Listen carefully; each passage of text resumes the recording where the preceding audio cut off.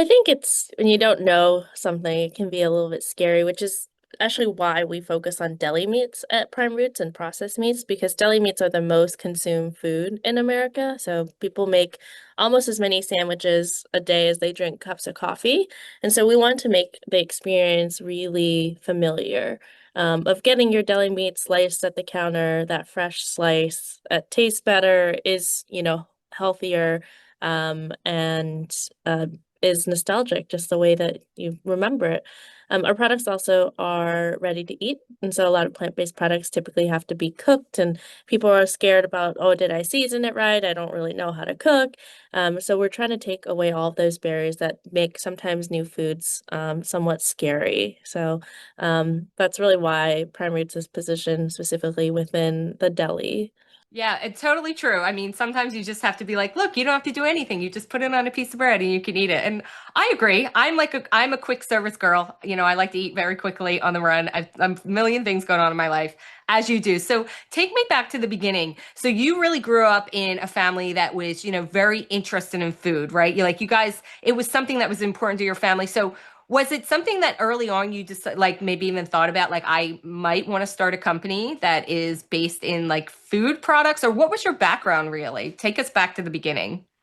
So my mom's a chef, and so I just was really passionate about food my entire life, and ate well, very, very, very well growing up, and just love being able to surprise, delight, and bring people together around food, which is a big motivation for starting Prime Roots.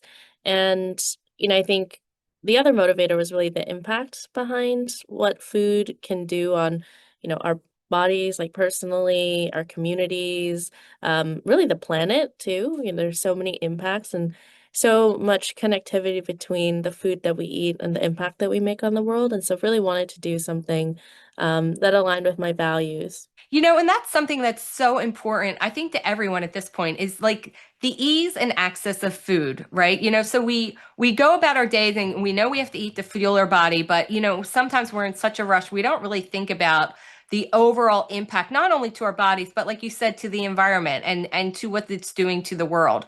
So when you were, thinking about starting a business, were you first like, I'm going to do a plant-based business? Was that always the goal? I always wanted to do something that made a big impact.